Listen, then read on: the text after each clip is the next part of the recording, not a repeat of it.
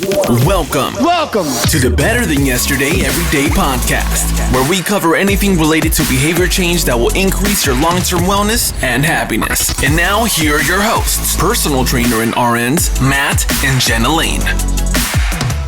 What is happening, ladies and gentlemen? Welcome back to the Better Than Yesterday Everyday Podcast. My name is Matt. And I'm Jenna. Today we are going to speak on Lilly. It is, at the time of recording this, it is 4/19/21, and we lost Lilly on 3/8. Right. And it's taken this amount of time, I think, to get to the point to be able to speak about it. But I think it's a crucial point to talk about it. I've wanted to talk about this for a while. The first week, we both weren't in the right spot, and I think it's necessary to dive into the details of it and all that, because a lot of people have gotten to know Lilly through the videos, and a lot of people have actually reached out to me and tell me, like, don't stop showing the dogs. Like, I so truly enjoy that, and they became characters on their own in the content. So anyway, we're going to dive into that piece, which has been very difficult for us. But at the top of every show, we always hit you with our gratitude point. This gratitude point is meant for specifically right now, for times that are not as great, for times that are tougher, to focus on the good and something that you can be grateful for to shift that perspective. And I'll go first. You know what, I take that back. I'll let you go first. I've been running my mouth. Oh, okay. Well, thank you. In speaking about Lilly, I think my gratitude point should be about Lilly. Sure. And I've never really appreciated the Facebook memories feature, I guess is the right word. And I know it's just because I'm looking for it, but it's just seemed like so many pictures of Lilly have come up in Facebook memories since she's been gone. And I really appreciate posting all of those pictures so many years ago. I agree. I'm so glad you did. Yeah.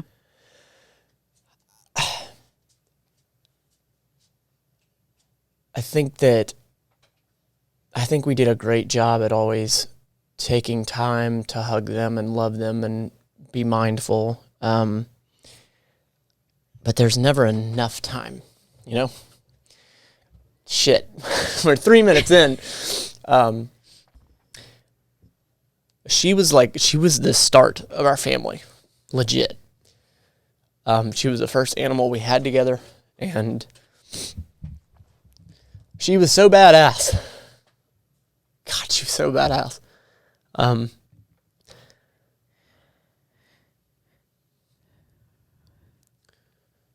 We do this every time we talk about her. Yeah. Shit.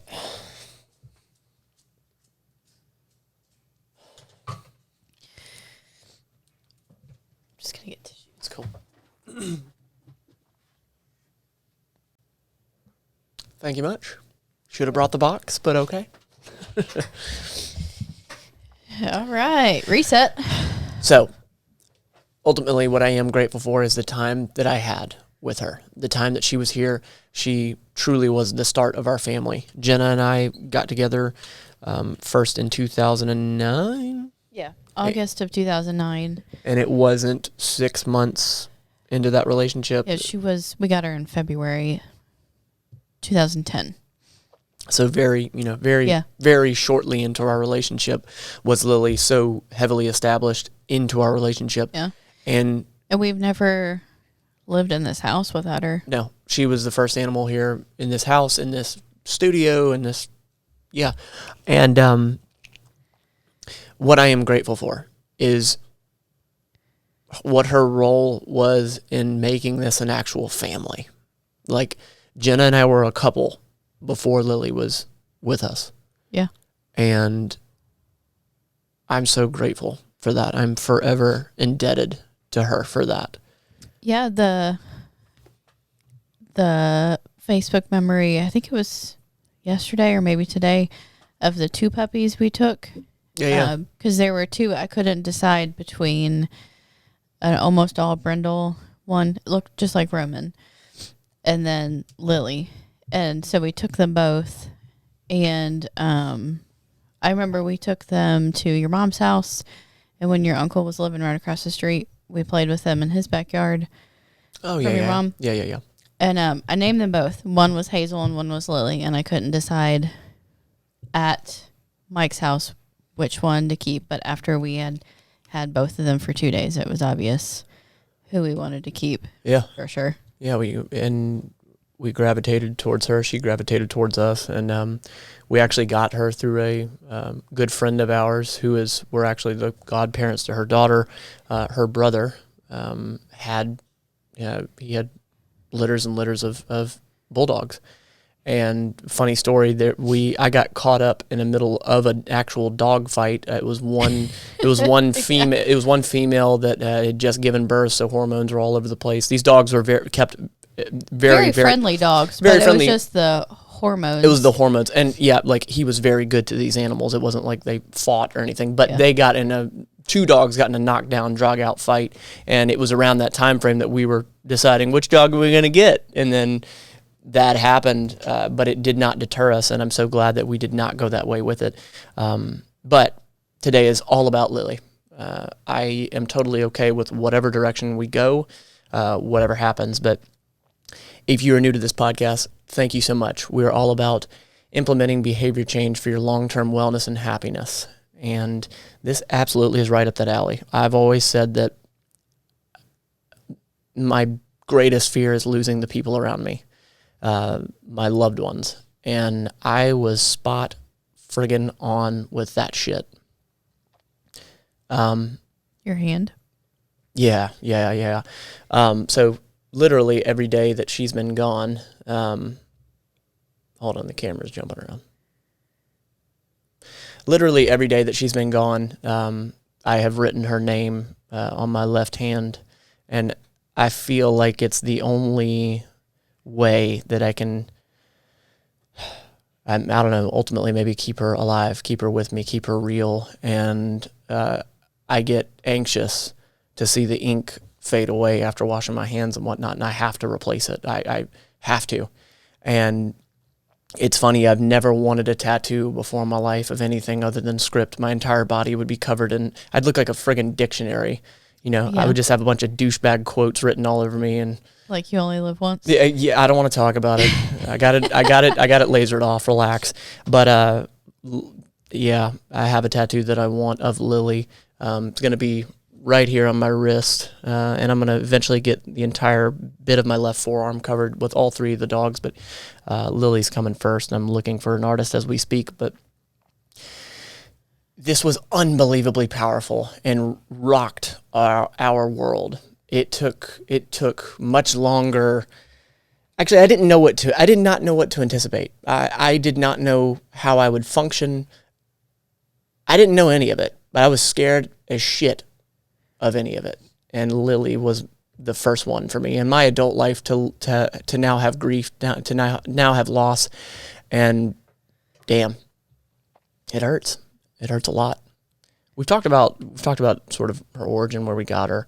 I think it's important to talk about some of the good times and then lead into what actually happened and all that. But yeah, so 11 and a half years we had her, and it was great. I mean, we took her to Ohio in the snow, and one of the best pictures that we have that is going to be framed and put up on the wall. We have some of the other ones, but I remember when it was happening. So we were up in Ohio, where Jenna's from, and I was taking photos of the snow and the sun just coming up. It's coming up over the apple orchard in my grandpa's backyard. It was beautiful. It was gorgeous. Just this red barn behind me as I was shooting, and just so in the country, gorgeous.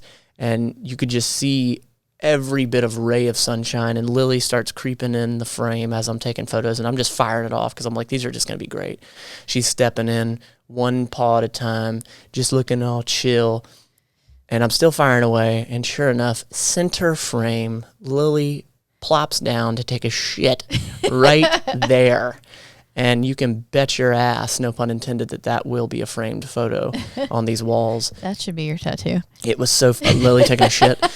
It was so funny because I remember Jenna being like, "Don't take a photo of that," and I'm so glad that I kept firing because that's the most memorable. We don't remember any of the other fucking photos. No, I remember the perfect one with her true. like Creeping, tail curled and her like mid step, looking like a lion. Yeah, I agree. Yeah, that dog was. We were all that she had growing up. You know, the other two, they had each other to lean on, and they had us, but Lily only had us, and she minded so well. Yeah. She was definitely like the epitome of a bulldog. They say like bulldogs are very like praise oriented. There you go. Yep. And once she caught something, once she understood that she was or was not supposed to do something, that was it. She lived by that. Yeah. Like she had a very specific set of rules. Like when she was a puppy, we let her up on the couch, but then we decided that reverted. Yeah, that the dogs weren't allowed on the couch. And then in the last couple years, we've kind of reverted back. And for the longest time, she would not get on the couch. Yeah. She wanted to, and she would get super anxious and pace back and forth and want to get up on the couch, but she would not get up on the couch because that was one of her rules, that she knew she wasn't allowed on the couch. I ended up picking her ass up and pulling her on the couch with me at one point. I continuously did that over a few years, I think, but it was fun. Yeah, and just so many stories that it's going to be tough to capture them all. But when she was really, really young, we were driving down a dirt road in Milton. Yeah, right? We were going to the river. Yeah. How case in point. And she was riding with us, and I was sitting in the back seat. No. I was driving. No, I think I was driving. You were driving. And that's you were right. in the back seat. I was in with the back her, seat. Yep. And all the windows were down. I mean, all the way down. Yep. And she was sticking her head out, just being a dog. She was young, not even 8 months. Yeah.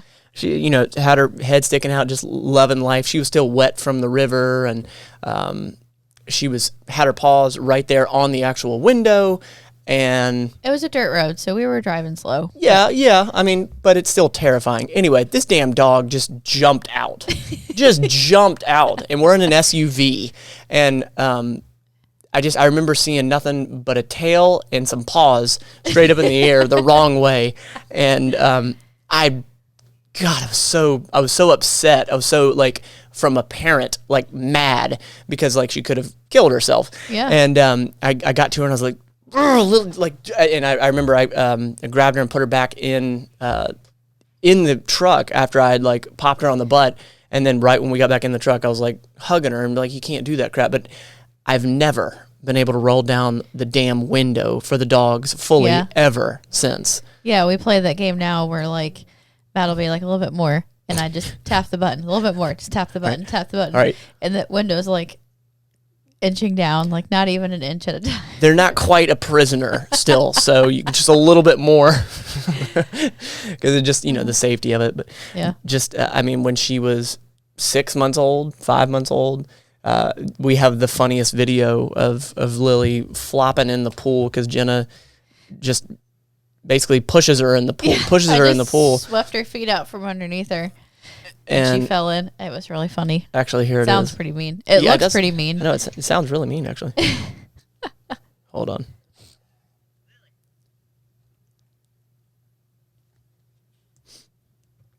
She loved getting in the pool water. Oh, she hated baths, but she loved the water. Uh-huh. Explain that one. I remember the first time we took Roman and he hid in the bushes as a little tiny puppy because he hated the water. Yeah, true. Let's see here. I'll put this up on screen for them.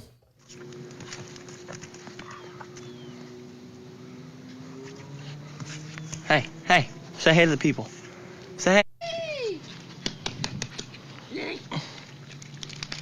Come here. Lily. Here it comes.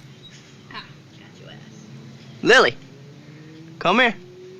Look, I Come tried here. to push her towards you. Yep. She's like, what? I tried to help you out. Oh, I got it. I got it. So awesome.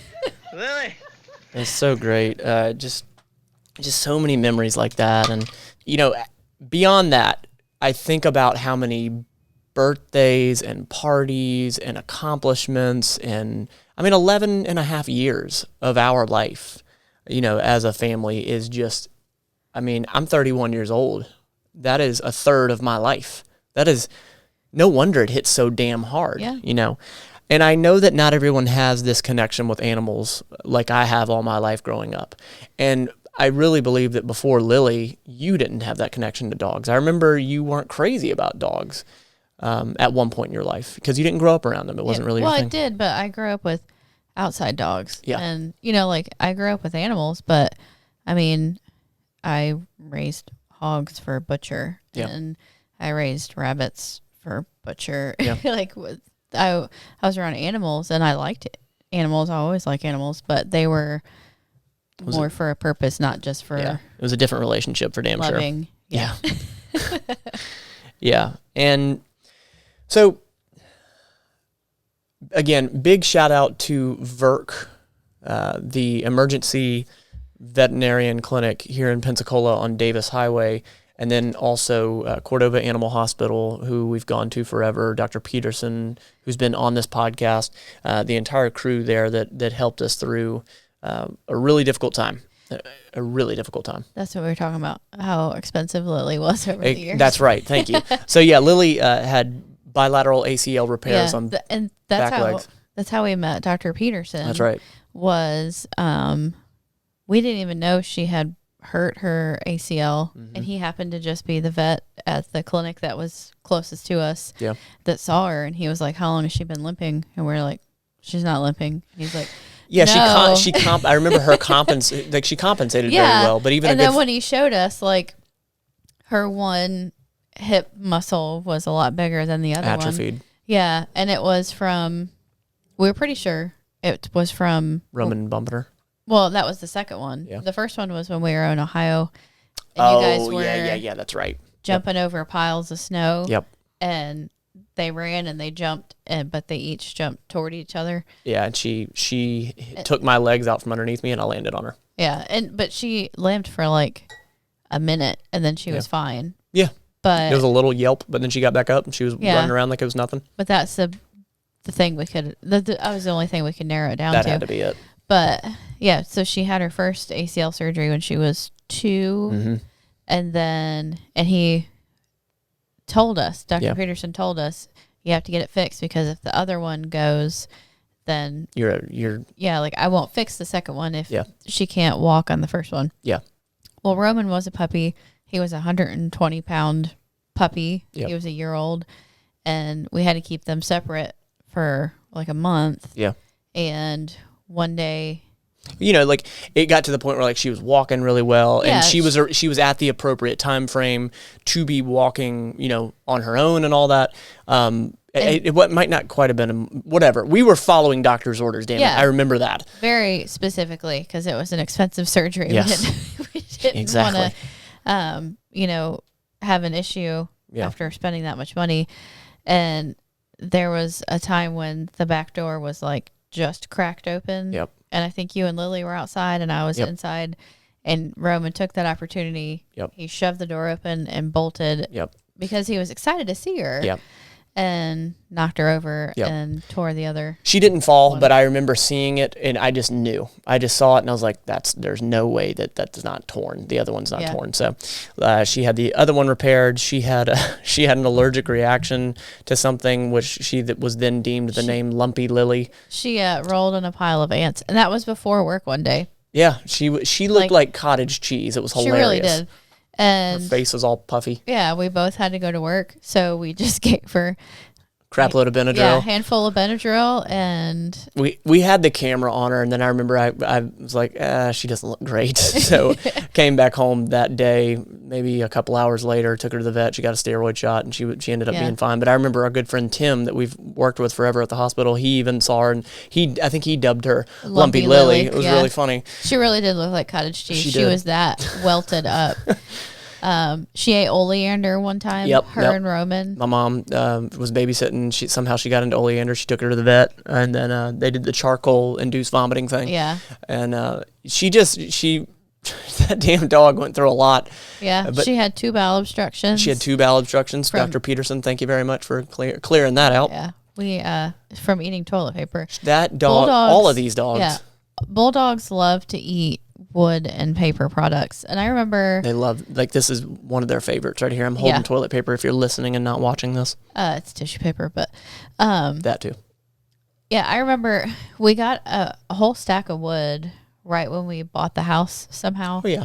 And Oh, yeah, she was I kept chewing on that. wondering what was happening to this pile of wood, and then I realized that Lily was going out in the backyard and just shredding. Yep.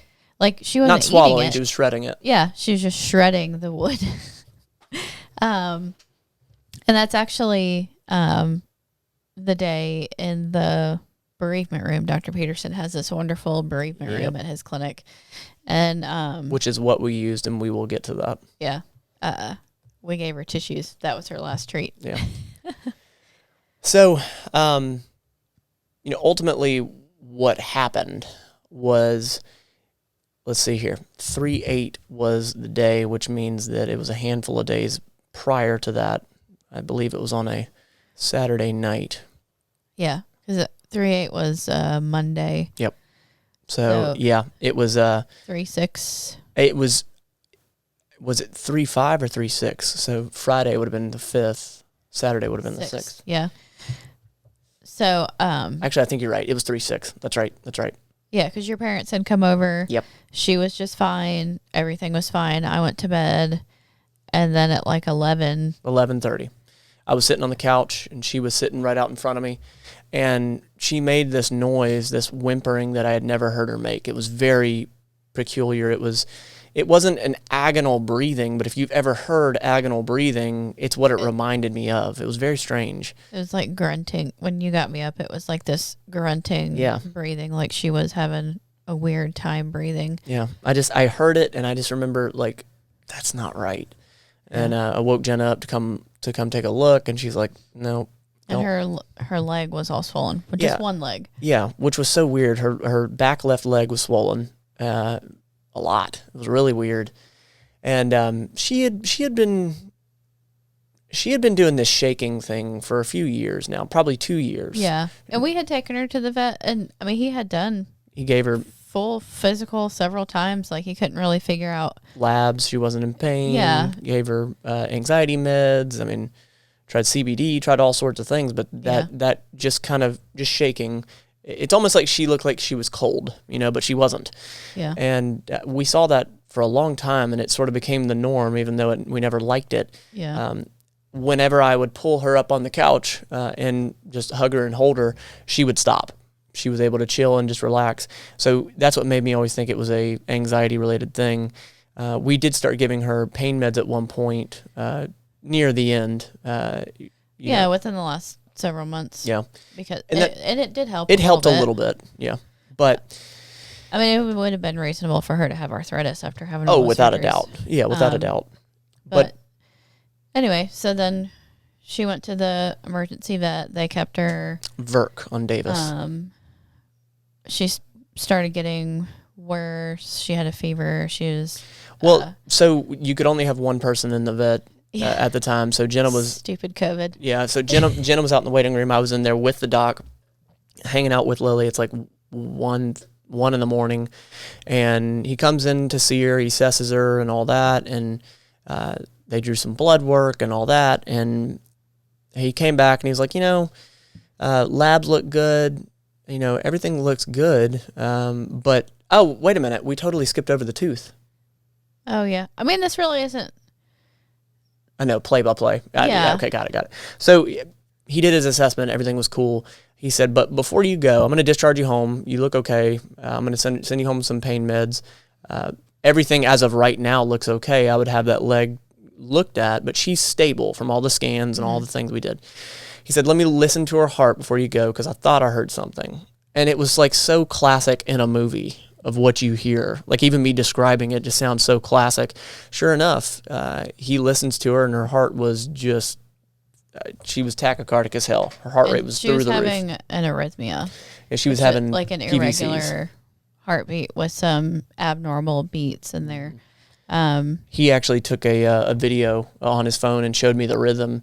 Heart rate was like 167, and I saw those PVCs, and I was like, "That's not good. Yeah, that's not good." Then we left her there that night. He was like, "She's not safe to go home." Yeah, and so we left her there. They did more tests. She had a fluid around her heart that shouldn't be there, and we know with humans, whenever there's a pericardial effusion, is what that fluid is called. That's never a good diagnosis. It's not. There's never a good reason behind why there's fluid there. Yep. And even the vet immediately was like, this is probably cancer or some other really bad diagnosis basically what he said. Well, they called us Sunday night to tell us that. It was a new doc on, and they did, all their assessments, and they said, it looks like a pericardial effusion, and I could feel how she was describing it, and she was being very tactful, and she did a great job, but I could feel the severity of it. And I mean, we just knew the severity of it being in healthcare. Yeah, and we just, so... Roman. This podcast, Jesus, go ahead. So, yeah, I think the vet called us Sunday morning, said things looked better, and the vet would call us in the afternoon. So we were kind of prepared for her to call us and be like, come get your dog. Like, she's fine. Why is she still here? And I was kind of getting anxious, like, why is she still up there? I feel bad. She's been there for almost 24 hours. And then the vet called that evening and was like, she has a fever. She's more tachycardic. And that's, we agreed to do antibiotics and then plan to take her to our vet in the morning. Yeah. I mean, because it was a conversation of we can consult a cardiologist, and it's like when you start talking about consulting specialists for veterinary medicine, in our eyes, it's quality of life. It's not quantity of life. And the same thing for humans, but I think that it's such a different relationship of, you can't explain to a dog, hey, this is the cardiology. It's just a different dynamic. Yeah. And that's a route we were not willing to take. We were focusing on quality first. Yeah. And we wanted to get her to our vet who knows us well and knows Lilly well and who, we trust him. Yeah. That, if he were to say, like, this is what you need to do. Because there's been several times us taking our dogs to the vet and me sitting in the corner crying like, this is it. This is it. He's going to tell us this is it. And he comes in and he's like, and this is a really easy fix. Yeah, so many times. Like, he did that. And so Roman, the other dog, the big dog, the brown one, our boy, he had ACL tears, and those were repaired. And and he had them repaired as an elderly dog. Yeah. And that's why every time I was like, no, he's going to tell us this isn't a good idea. It just, honestly, Dr. Peterson, he's fantastic. And there were times where I was like, is this dude just overly optimistic and not giving us the truth? But that was never the case. That was never the case. Like, every instance where he was like, no, it's going to be fine. If this is what you want to do, yes, I approve. It's okay. And every single time, so. He was right. Imagine that. Yeah. But, shit. So that following morning, that Monday morning, they said, come pick her up. We're going to discharge her. Y'all go to your vet immediately. And that's what we did. And she looked so much worse. Well, she looked worse by way of, her the leg was worse. The leg was so much worse. Her little toes were all swollen. I've never seen a dog's toes swollen like that. I mean, and she was super short of breath. She was short of breath. She reminded me of the time where she had her ear surgery. We skipped over that one. Yeah, that was another surgery. She had a hematoma in one of her ears. And she was in so much pain that she just kind of was glassed over. And that's how she was that. She was staring into space. Monday morning. Like, she just wasn't, nothing was registering. She was in that, like, I just got to get through this mode. And, what was interesting, though, is when she saw us, she perked up a little bit. So, when you see that, you're like, oh, okay. So, like, things are good. Yeah. There was very much, like, wishful thinking, but Jenna and I both were fairly silent because I think we both knew, like, it was very gravitous, that car ride over. And Jenna was sitting in the back with her, tearing up, and I was driving, and I was very much, the entire time, was very much like, checklist. All right, what do we need to do next? What's in her best interest? What are we doing? Yeah. I didn't shed a tear in front of you at all because, like, I I knew that I had to be that rock figure. And I'll be flat out honest with you. I never expected that. I never, like, it wasn't an intentional step of like, I need to be a tough guy. It was very instinctive, and I'm grateful for that, knowing that I have that in me. Yeah. And so we got to the vet, and we got out of the car, and one of the technicians came out to meet us, because I had texted our vet like at 3 a.m, and then they answered when they got there at 6:30. And there's this little ledge, just a little concrete ledge up to the actual building. We got Lily out of the car. She walked up to that ledge with me. I had a leash on her, and Jenna and the tech were standing around us. And right when Lily got up to this little ledge, which again was not even a foot tall, I could feel her look at it and be like, I can't do that. I cannot do that. And that hit so hard. And to almost, I think, soften that blow of the moment for you and I both, I picked her up. And then carried her to the room the rest of the way. And it was very much like, oh, fuck.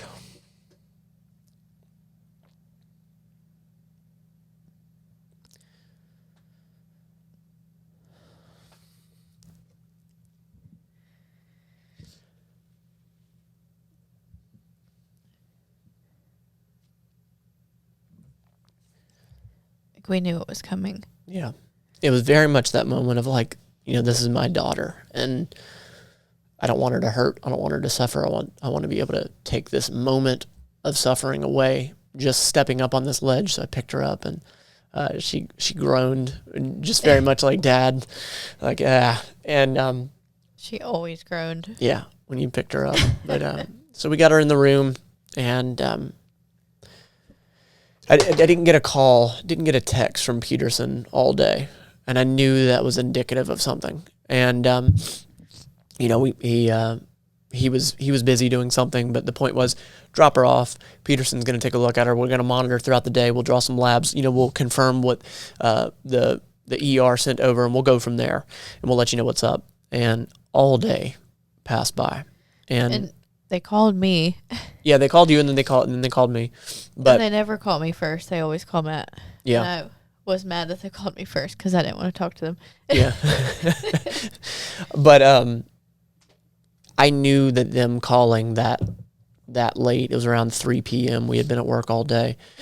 They called me early. They called you earlier than that? Yeah, they also called you late. Okay. They called me at like 10, and they were like, we need to set up an appointment to talk about Lily's discharge plan. Oh, yeah. And I was like, maybe I missed that. So maybe I missed that part. But you're right. They did say we need to talk about discharge plan, which I understand. Like, I could very much. I remember you telling me that, and I was like, God, that's very particular words. Granted, we were going to read into any words we got, you know. But I got some hope as far as like, okay. Yeah, we're going home. Like, at least a half a dozen times we've gone to the vet with me thinking he's going to tell us this is it.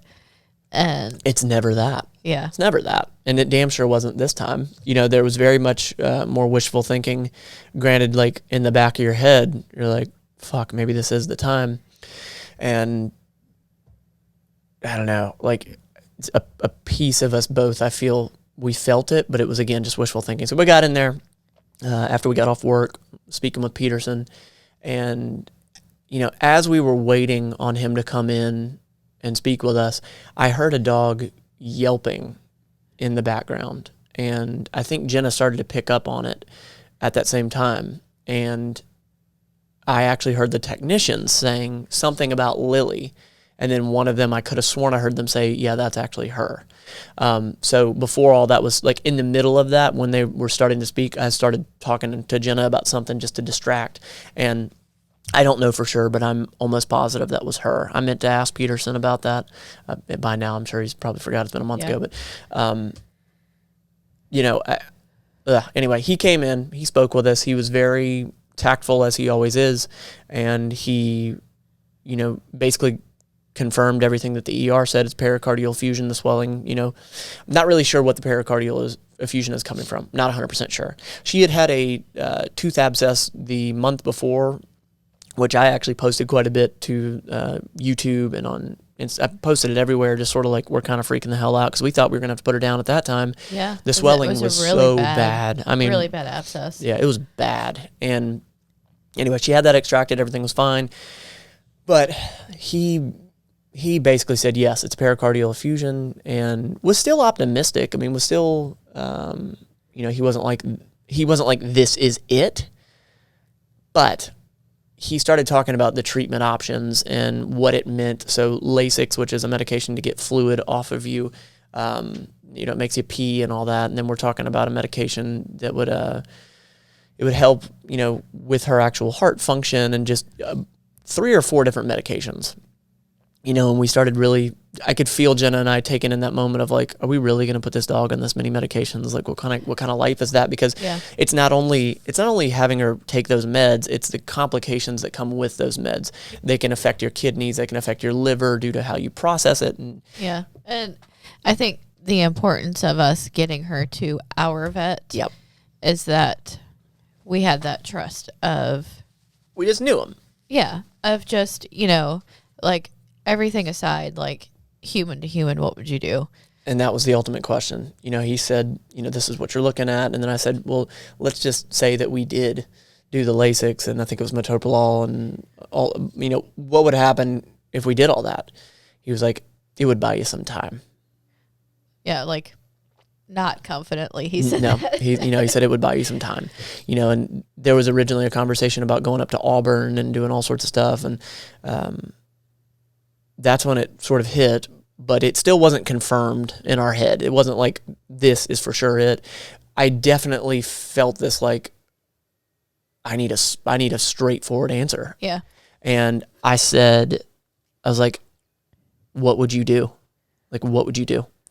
And he said, I wouldn't let this go on much longer. Oh, God.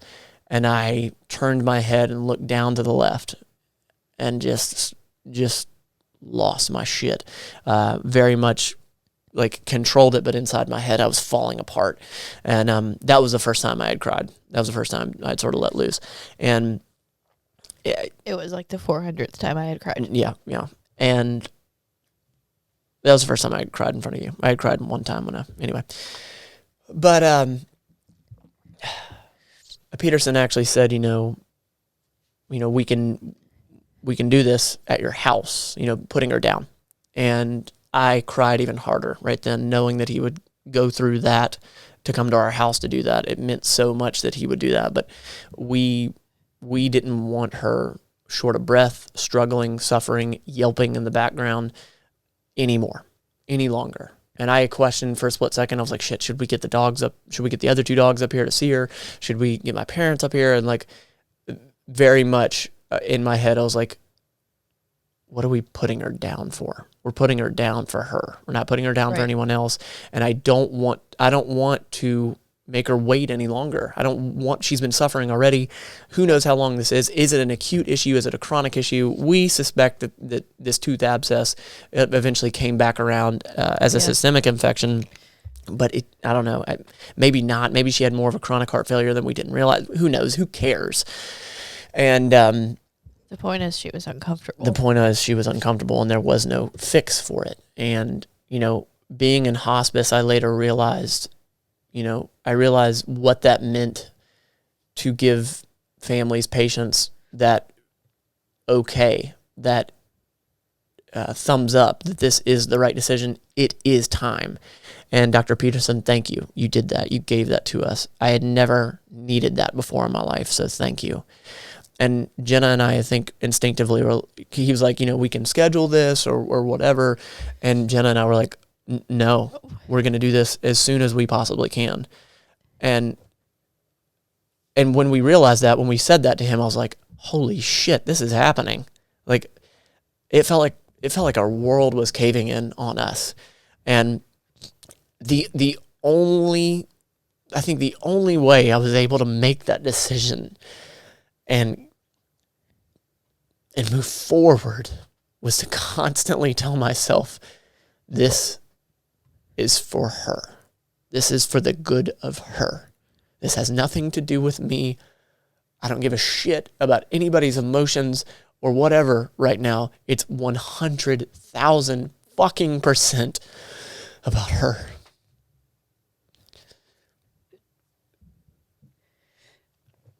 And that was absolutely the right thing to do. I regret it none. But, it wasn't tough. It wasn't tough to make that decision based on that reasoning. It really wasn't. It was like, she's fucking suffering. There's no fix. That's it. Let's go. Now, it really fucking sucks that she's not here. But, that bereavement room that he showed us when he first opened his new facility. And when he was on this podcast, he was talking about opening that new facility. And he told us about the bereavement room and all that. And he showed it to us one day whenever he was showing us around the vet. I was super happy for him. And he took us in the bereavement room, the same bereavement room. And he said, yeah, this is it. Basically, you don't have to go through the lobby to get here. There's an outside door. You can just directly come in. And I said, one day we're going to have to use this. So I'm thanking you now. And fuck, I don't know. I guess in my head, I never thought I would have to use it, but I knew I would have to. Something didn't make it. Anyway, brought her in that room, and the technician before we brought her in the room, asked about all the pieces of, how do you want to take over that piece? Because that was pretty visceral for you. Oh, yeah. Well, the ironic part is that I had just had a couple of conversations about how I thought it was weird that people cremated their animals and had them sitting around their house. And then, of course, when the girl's like, well, what do you want to do with her? And I was like, do you offer cremation? And then she was like, yeah. And what urn would you want? There's a tin one and then a really nice cedar one. And I was like, which one's more expensive? I went that one. Well, yeah. And I understood what she was doing. And it was actually extremely thoughtful of that technician. She was like, yeah, do you want to take care of this now? That way you can just leave whenever you're ready to leave. It was very thoughtful. Yeah. And I remember you looking at me and asking me, and I just nodded my head yes. I was like, yeah, because I was not even thinking about that aspect.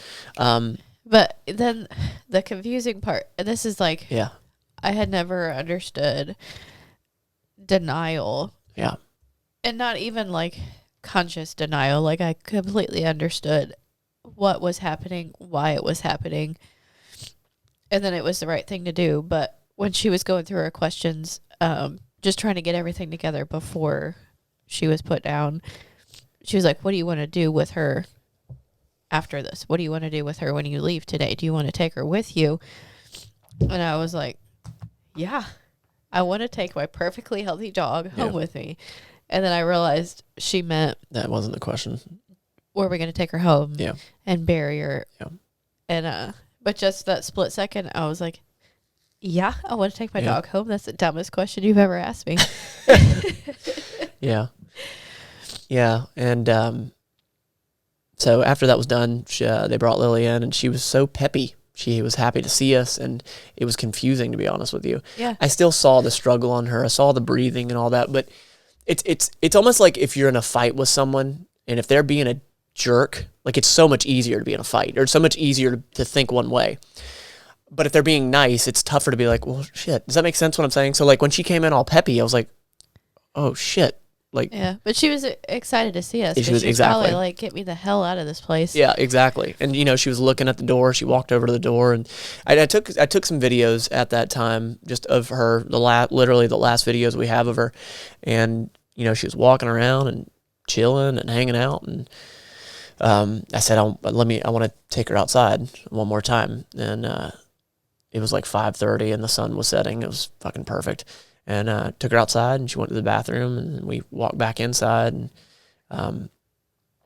I let her back in, and then I stepped outside one more time and took a deep breath, and it was like, fuck, all right, here we go. This shit's about to happen. And we stepped in and hung out with her for a handful more minutes, and there was toilet paper. Why do I keep saying toilet paper? There was tissue paper there, and Jenna reached over and gave her 5 or 6 tissue paper, and I was like, yeah, what's it gonna hurt now? Yeah.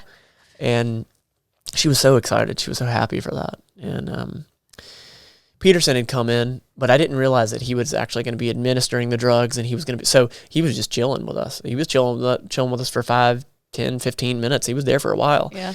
And he said, I saw the look on his face, like, are you ready? And I was like, oh, and I think I said out loud, like, oh shit, I didn't realize. And so they, they had an IV in her left paw, and he came up behind her and was looking at me, and he sort of took a moment and pet her, and so we spoke words, and we joked about the bowel obstructions and all the surgeries, and he did this reminiscing moment, and it was fantastic. It was incredible. The amount of care he delivered, personal care, was incredible. And so we talked, and he said, all right, you ready? And yeah, we are. And the first drug he gave was a drug called propofol, which is the Michael Jackson drug. And it's used as a sedation medication for any surgery. So you feel nothing, you experience nothing, and it's like passing out. It's like going straight to sleep. That's it. I had actually worked with that drug. That was a regular daily basis for me in the ICU. And so I knew it well. And I had asked beforehand, I was like, I felt so out of my element. No, it was my loved one. And I was like, we don't want her to suffer. Like, of course we have to, we have to tell Peterson that. Of course not. He's incredible. He's an incredible vet. But I think we very much needed that reassurance and just the verbalization of it. But he gave Lilly 60 mLs. Maybe. Of propofol. I'm pretty sure it was about 60 mLs. It looked like a giant syringe. It might have just been our perception, but it was a lot of friggin' propofol, which is a good thing. I know it was at least her body weight per ml, which is a shitload. Put it this way, the amount that was given was more than I ever saw given for anesthesia for a human. Oh yeah, for sure. Which I was again extremely grateful. So he hooked that up, and it was just in a syringe, and he started to push it. And right before he started pushing it, I said, I love you, and I will see you again.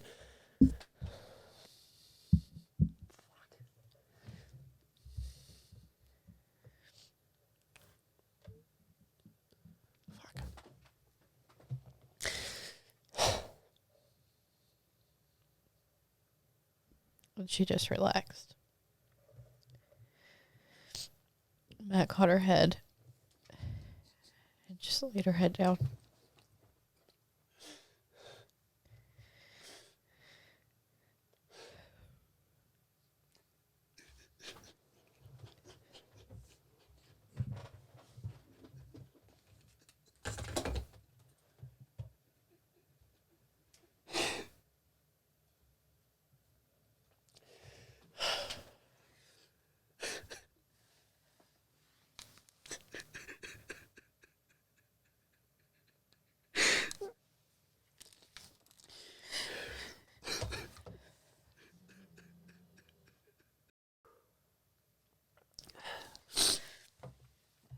We can get through this shit.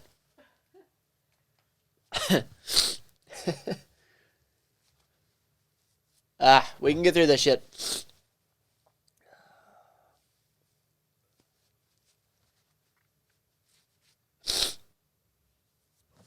Oh, fuck.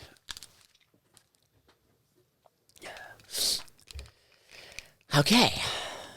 So I will not apologize for the amount of times we're going to cry in this podcast. But it was a doozy. All right. There you go. The whole box time. Shout out to Puffs for the Plus lotion. Yeah, the first one that I grabbed have the Vicks infused in them, so they were kind of burning my eyes every time I wiped my eyes. All right. Picking back up. So he pushed every bit of that propofol, and Jenna's right. I caught her head as she started to fade out. She just, at first, right when he started pushing it, she did this little like shifting because she felt it, and he was so fucking perfect. I know he felt our sort of like, oh shit. He said, I know, that feels kind of funny. And that was perfect, Dr. Peterson. You crushed that one fucking moment that one day somebody could reach back and be like, oh my God, did she suffer? But he did a great job there, and he's 100% right. Like, I remember patients like getting a bolus of it, and they would be like, I feel funny. Like, I remember hearing things like that. There was a little bit of a something right when it was being pushed, and he did a great job right there in that moment. So she started to fade out, and then once he had pushed that, he then took out another syringe of purple clear medication, which is ultimately the medication that stops the heart. And he pushed that, and right after he was done pushing that, I had relief. When we saw her relax from the propofol, we had immediate relief. And after he pushed the second medication, all three of us at this point are crying our eyes out. I looked up at him, and he was just sobbing. And I looked at both of you, and I looked at Lilly too, and I said, great fucking job. Like, we did such an awesome job at this.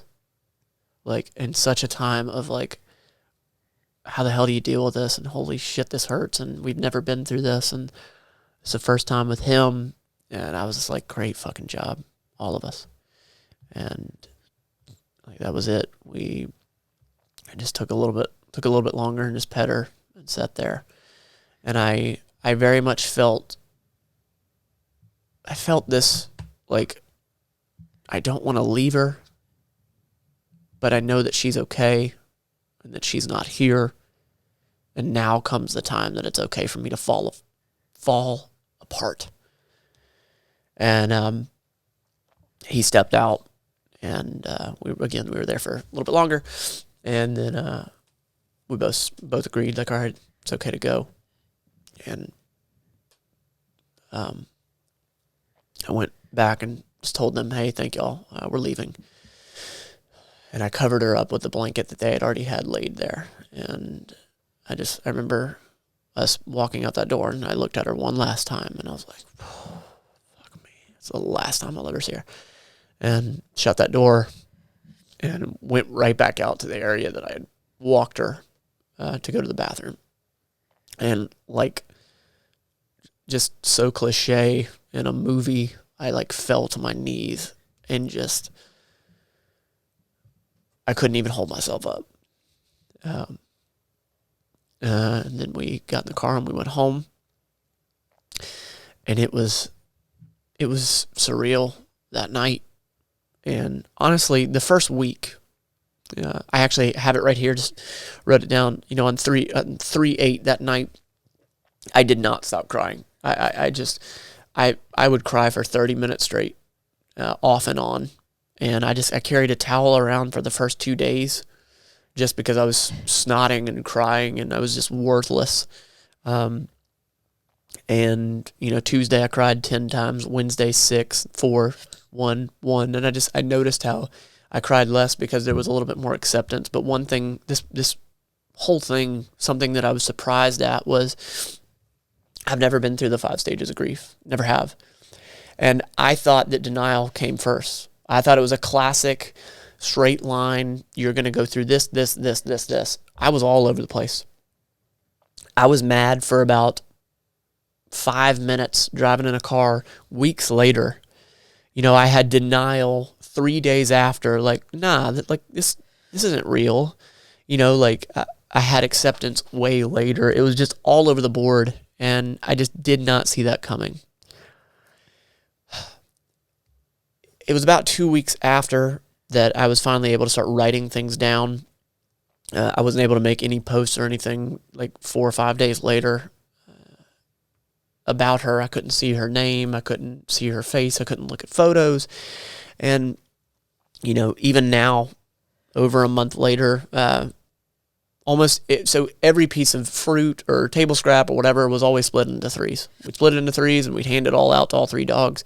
And to this day, I cannot split it into 2. I have to split it into 3. And then that last piece, I just split into 2 and give it to them with the intention of, I don't know, it feels like just a respect piece. Maybe it's,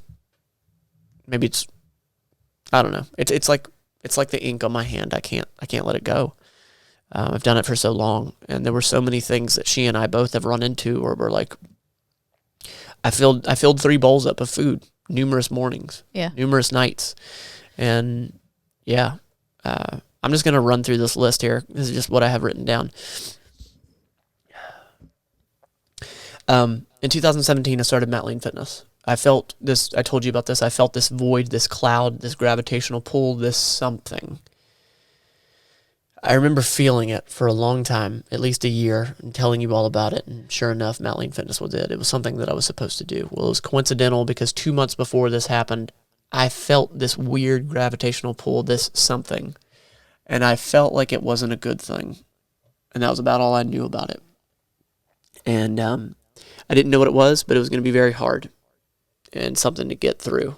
And I don't know why I've ever had those two times, but I listen to those anytime I have them. It was coincidental that my parents got to watch them. They were with them and watched them only weeks earlier. Oh, and then the day of, they hung out, so they got to see her. Nighttime was the toughest. Nighttime sucked. Going to bed made me so anxious. Seeing all the places that she regularly would sit and be, it sucked. I remember very intentional. So this is a tangible step for anybody that is experiencing grief. For me, I knew that the big test was saying her name, was looking at photos, was watching videos. I couldn't the first week, 2 weeks. And I remember feeling the pain of, like, if you did mention her name or if I did accidentally see a photo, I would turn away. But there was a turning point where I was like, I need to look at the photos. I need to say her name. I need to do this. And that was very much a turning point for me. It made it more real. And I can tell you that those were the actual tangible steps that got me to not get over, but to get through this moment. So I will tell you that if you're experiencing grief in your own time, there is a little bit of pressure that you have to put on yourself in your own time. Only you'll know that time. You need to do those things to help you move through and to not move on. Grief is the price we pay for love. Thank you, Casey Crabtree. That was a badass line. That's the damn truth. I would not trade the grief that I still feel and what I felt in this, when it was closer to this time, the grief, I would not exchange that for the 11 and a half years of love that I felt that we had. Yep, I agree with that.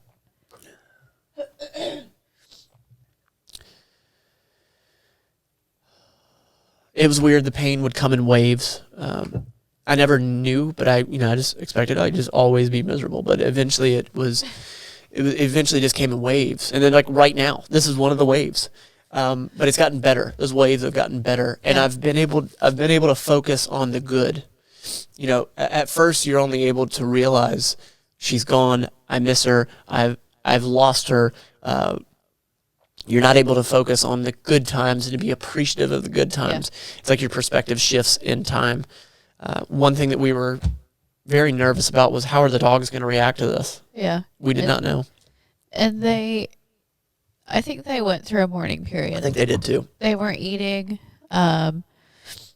So I started putting cheese in their food, and then we started giving them chicken and rice soup in their food. Yep. And they really, I think Roman looked for her more than Nova did. But Roman had a different relationship than Nova did. Because Roman, they grew up together, only ever knew life with Lilly. He did know 3 years of life without Nova. And Nova was the third one, so she was always fighting for that second spot. You know, there's only 2 hands per person, so she was always fighting for that second hand because Lilly and Roman were always there. Yeah. So I think Nova kind of easily filled that gap of, like, all right. Yeah. Where Roman never knew life without Lilly. So, we caught him a couple of times, like, standing in the entryway, kind of looking like, when's she coming back? I did sort of see him once or twice. He was looking around, and it felt very intentional. It could have been us reading into it, but, you know, he, I I never really sleep in the back bedroom anymore. I did for about a year when I was grinding with Fitness to get it off the ground. But, and he and I would sleep in the same bed, and we hadn't done that in a long time, but he went back there one day and just kept going back there, and I took that as a sign of like, you know, let's be closer, let's, you know, and that's the only thing that perked him up in like 2 weeks. yeah, and he jumped in that bed so quickly with all the arthritis he has and all that. He moves kind of slow, but he jumped in that bed so quickly, and he loves that. But there was a few times closer to the event that I would hug Lily, I would hug Roman, and I would imagine I was hugging and kissing Lily. And I felt a little bit of guilt for that, but I think it's only natural. And I think something, I know you're going through it. No, you're okay. You're okay. You know, my concern was, like, we came home and I looked at the spots that Lily always sat in. She always sat right in front of the sink. There's a little mat, if you ever see it in the behind the scenes or anything. And then also right in front of the oven, there's another mat. Yeah, and their prime spots for getting Scraps. So that's why she sat there, because she was the beggingest dog I had ever met. Yep. But, you know, initially I was like, there's going to be all these gaps. There's going to be all these holes. Like, how are we going to deal with that? But the other dogs have filled in those gaps a little bit. They really have. Of course, they haven't replaced her. Of course. But I think when you have love, when you have something that you love, they really do kind of pull together, mesh together, and fill in the gaps. Yeah, and they have. You're 100% right.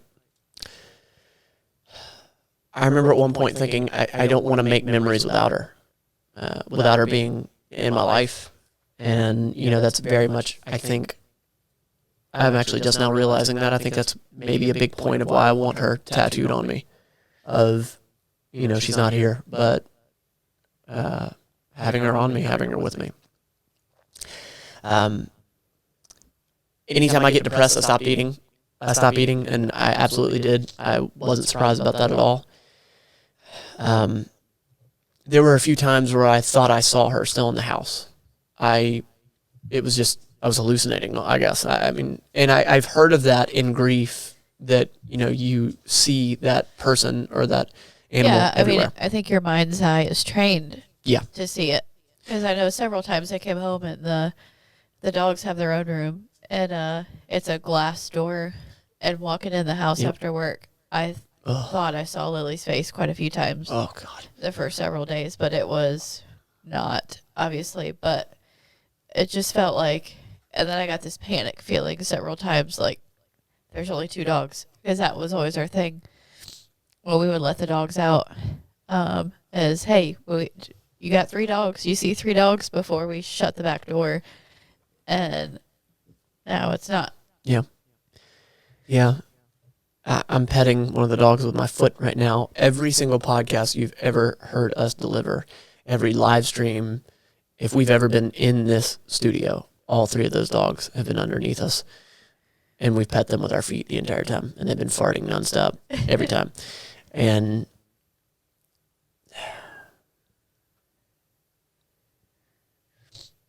I miss the hell out of her.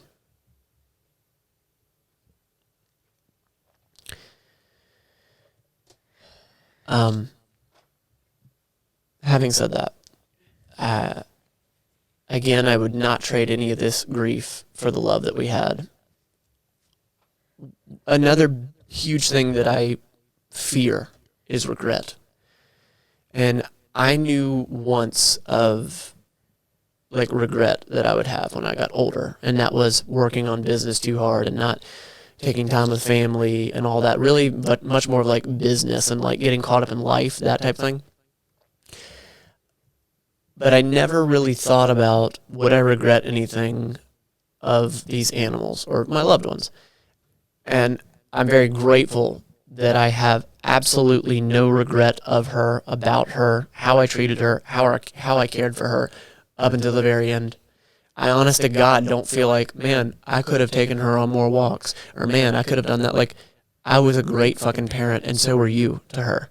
And I'm very grateful for that. She had an extremely fulfilling life. She was a very happy dog. She was literally seen by millions of people. Yeah. And other people that have never even been to this house fell in love with that dog. And I'm so fucking grateful for My Friend Watches and content. And I can't tell you what the behind the scenes in the My Friend Watches videos now mean to me because of now being able to see her in so many videos. She is in so many videos that is so kick-ass. That is so kick-ass to me. Lilly, I fucking love you. And I will see you again. That's it. All I got. I thought I was going to hold it together better. But I think this is good. I've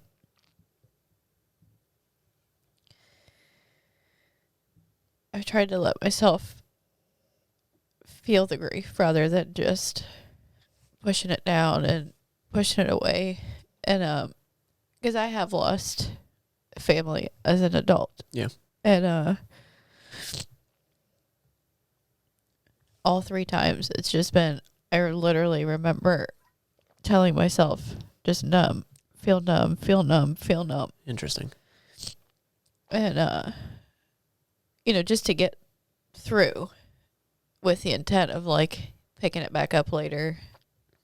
And then you never pick it back up later. That's not something you ever want to pick back up.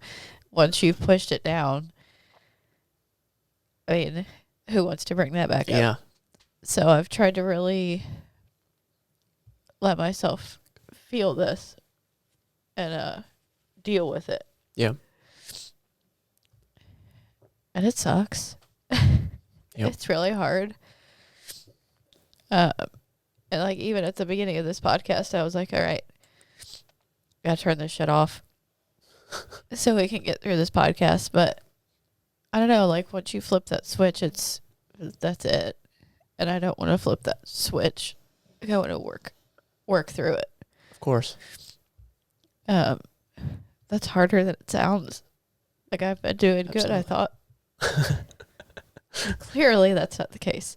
No, I think we are doing better. We are. There's no timeline of when we're supposed to be moved through this. That's true. There's no timeline.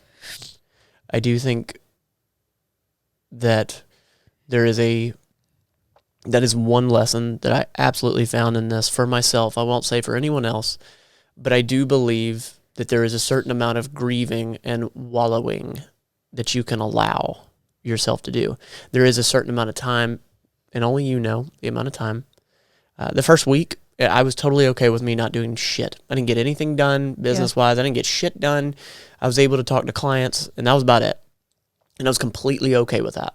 I don't think I even put out content. Who knows? I was okay with that.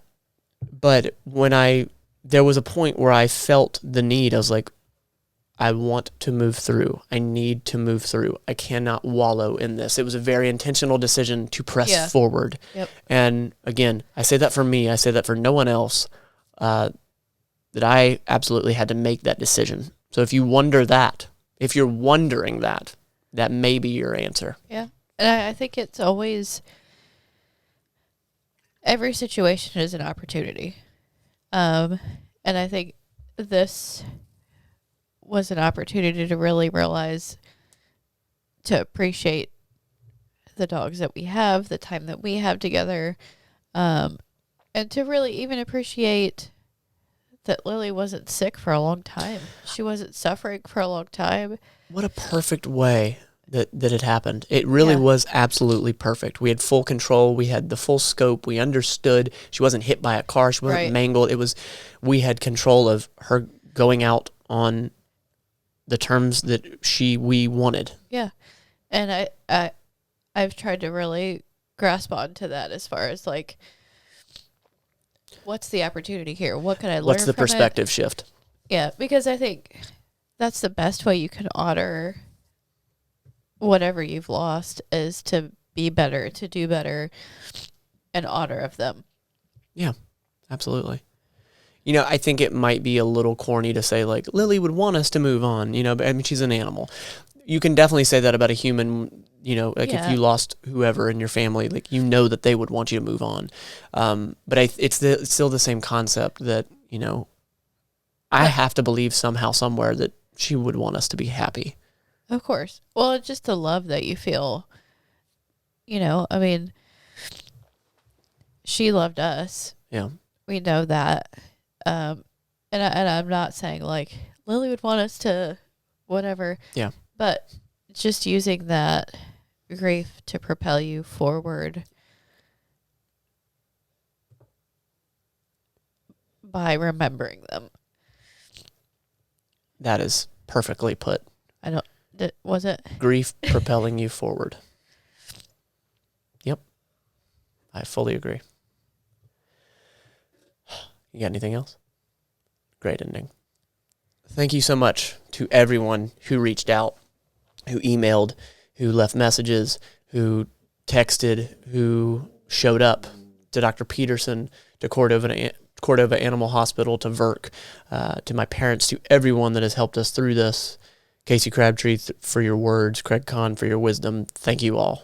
I really, really appreciate it. To every subscriber, thank you for always being here. It means the absolute world. And to my clients who told me and checked on me, it means the absolute world. I love you. Thank you so much. You don't have to be perfect at this grief thing. Just try to be better than yesterday, every day.